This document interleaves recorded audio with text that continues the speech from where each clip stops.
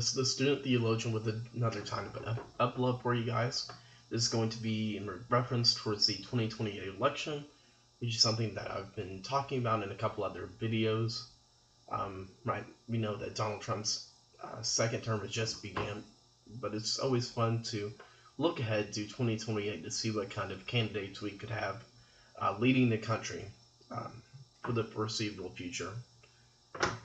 This list is going to be based on the 15 candidates who I think have the best shot. The people who are going to be in the favorite list up here, these are going to be the favorites I think that are going to be the most heavily favored candidates who are going to be favored to win the GOP nomination. Right below them, I have strong contenders. It would certainly be an upset for any of these guys or women to become the candidate, but it wouldn't be outside the realm of possibility. Under that, I think there's a strong gap here between the strong contenders and favorites and everyone else, because I think there's only like 4 or 5 candidates in the GOP race who I think are going to have a shot. But people in the maybe tier, this is going to be someone who would be a very big underdog. You could see it happening under the right circumstances. And a lot of this is going to be based also on how Trump does throughout these next couple of years. And right under that is almost impossible. So these would be candidates who have a very small possibility, but that possibility does exist nonetheless.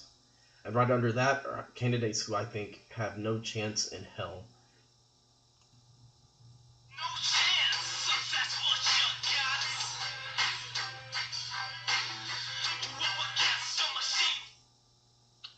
Okay, so yeah, just like Vince McMahon's theme song says, these are the candidates who have no chance in hell. So let's get started. The first candidate I have up here is Tom Cotton. He's a lot like some of these other candidates on here. He's really been elected in Arkansas as a senator. People thought of him as this anti-establishment, drain the swamp candidate, but then when he got in power, he's been anything but anti-establishment. He's been very big on the military-industrial complex, voted against Trump on a couple other bills, but I don't think this guy has done himself any favors in establishing himself as a populist candidate. So I'm going to put him in the almost impossible slot. There is a small possibility that depending on how Trump's candidacy goes, or Trump's administration goes, he could maybe surprise some people. He might be someone to look at as a VP pick for some of these other stronger contenders. But again, it would have to be on a ticket with an establishment type of conservative, someone who's not anything like Donald Trump. The next person on this list is Nikki Haley. Unfortunately, I think she's a strong contender. I had to put her in the list of the favorites, although I wouldn't have her ranked above a couple of these other candidates I have. Unfortunately, she did do a very good job in 2024 with her campaign, but she's very establishment, very against the Donald Trump administration. She's built this reputation due to her wrestling with the Donald Trump campaign in 2024. She has built this reputation of being very pro-establishment. So she's a totally different candidate than someone like J.D. Vance or Marco Rubio, who are going to speak from a more MAGA perspective. But just because Nikki Haley is anti-MAGA, it doesn't really put her in the same category as someone like Thomas Massie. Thomas Massie, unfortunately, I'm going to have to put him. I'm going to have him be put In the almost impossible category, I really like Thomas Massie. He's one of my favorite politicians in Washington right now. So I could be biased and just put him up here somewhere, but that would just be not accurate. First of all, we don't have any idea if Thomas Massie is even going to run. I do think that if he was a candidate, he would win, which is what you saw from my last upload where I talk about a potential Thomas Massie-Kamala Harris matchup. I think Thomas Massie would also win against some of the other Democratic candidates, but I just don't think he's going to run. And if he does run, I don't think he's going to have the success that I have maybe hoped for in previous uploads. Now, next person I'm going to talk about is Sununu. Am I pronouncing that guy's name right? New Hampshire governor, can appeal to moderates, has recently jumped on the Trump train. I don't think he has the name recognition right now to contend. He could maybe save himself with the debates, maybe if he has a strong performance there. But I don't think he would have a chance in this crowded field of unseating the strong contenders or the favorites in this race. The next person I have here is J.D. Vance. Right now, he's still my favorite to be the nominee in 2028. The reason is that he's be a handpicked leader by Donald Trump to take over the reins for Trump after he is out of office. That's usually how the presidency and vice presidency usually goes, unless you're George Bush and Dick Cheney. But this is usually how the presidency and vice presidency spots work. The presidents serve out their term, and then at the end of their terms, they endorse their vice president, who is expected to take over and win, assuming that the president did a good job before him. So J.D. Vance is going to be inextricably tied to Donald Trump's success or failures. If Donald Trump does well, I think J.D. Vance will win in a landslide because he's going to be tied to that administration. Now, strangely enough, he's not the only person who's going to be tied to this administration. That's going to be, of course, Marco Rubio, who I think has made a name for himself by his cabinet position right now. I think he's been doing a very good job of making a name for himself, of standing up for conservative values. He's definitely been a favorite among the mega crowd recently. I think he's done himself a lot of favors in this administration as someone who gets things done. He's built that kind of reputation. And I think if Trump does well, you're going to see Marco Rubio and J.D. Vance as the top two favorites, duking it out. And perhaps one of these, perhaps if J.D. Vance gets the nomination, Marco Rubio can be the vice president, and he can set himself up for a future presidential run down the line. But I think Marco Rubio would definitely prefer to win the presidency right now. J.D. Vance can always run again as well, because I think both of them have the aspirations of becoming president, as well as Nikki Haley. I think they're all three the top three contenders among the Republicans right now. Sarah Huckabee Sanders, I'm Arkansas native, been born and raised here.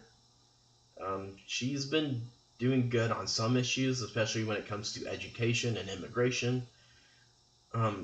But unfortunately, she comes across as this establishment type candidate who's willing to break with the mega crowd on things that are very unpopular.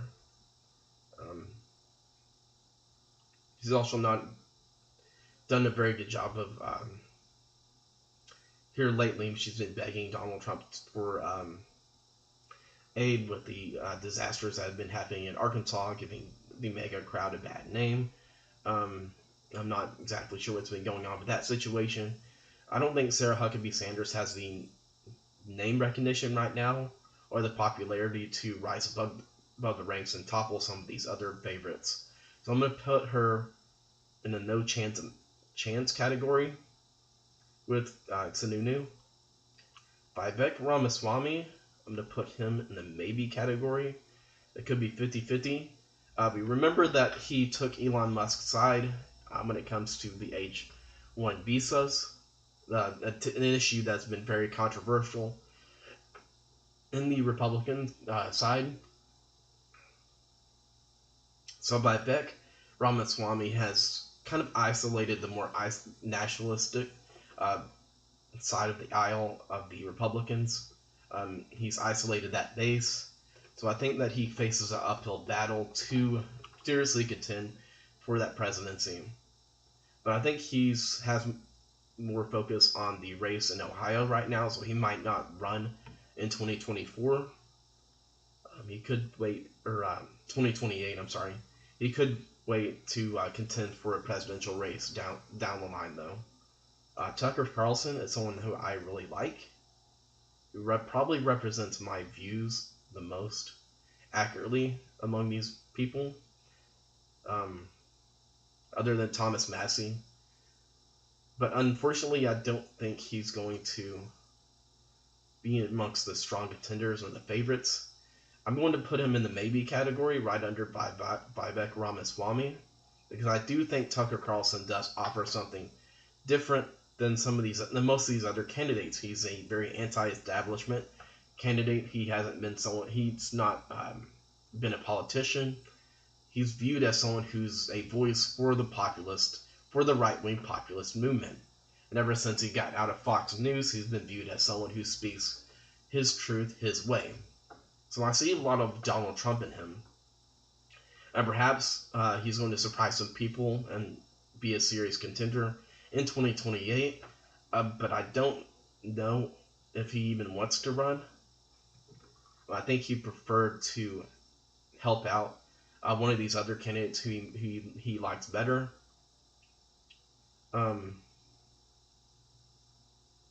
I do need to have a couple of candidates in the strong contenders list because I don't have anyone there. So according to this list, I'm going to have Ron DeSantis up here in the strong contenders because I think that he's going to be just under the favorites. I think Ron DeSantis has done a great job in Florida as leading a state, but there's certain politicians who make great governors, who make great senators, but who don't have what it takes to be a president. And unfortunately, I think that's what we see in Ron DeSantis. We see a person who's great at giving prepared speeches, but we see someone who's not very good at debates, and I think he showed that with the last in 2024.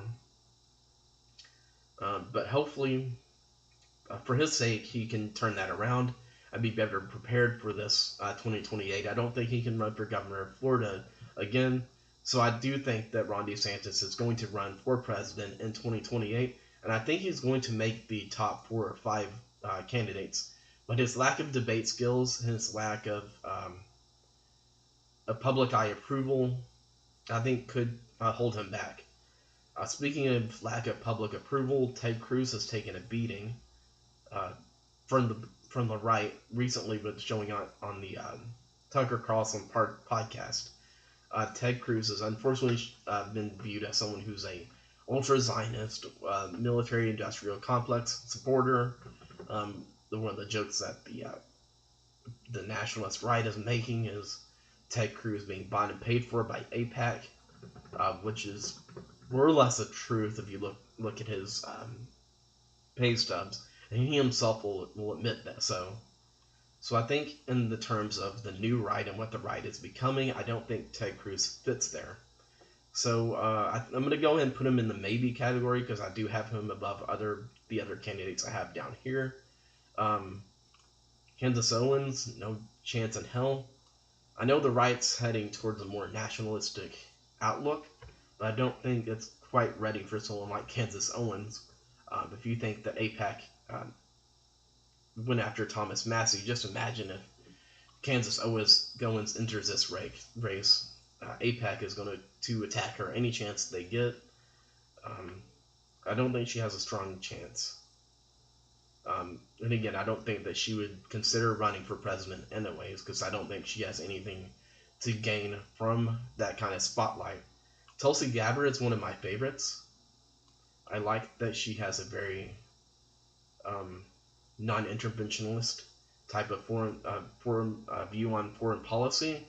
Something that's been challenged with the attacks on Iran. I know she kind of capitulated on her anti-military industrial complex views with that, but I think that was an anomaly. I think she'll be back to campaigning on a very anti-war views that the right is heading towards. I think that if she was if she was a president, she would not have ordered the strike on Iran. She would have to cover for it. And I think that we'd have a very non-interventionist administration, just like we would with some of these other candidates, like Thomas Massie.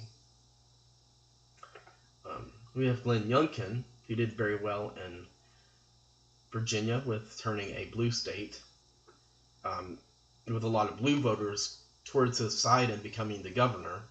I don't think that's going to be enough to unseat some of the favorites and strong contenders, but I do have him in the almost impossible category, meaning he does have a small chance. And in order to make this list equal, and because I think Tim Scott really is in this type tier, I'm going to have him in the list of strong contenders. Tim Scott I think he did pretty well for himself in the 2024 race. I think he made a name for himself. I think that given Donald Trump's absence from this race, I think he's going to have a chance to put his views out there a little bit more. I think he's going to debate well. I think he's going to speak well. But I don't have him amongst the favorites because I don't think the name recognition is quite there. Alright, so my favorites include J.D. Vance, Marco Rubio, and Nikki Haley. Tell me what you think below, and until next time, this has been The Student Theologian.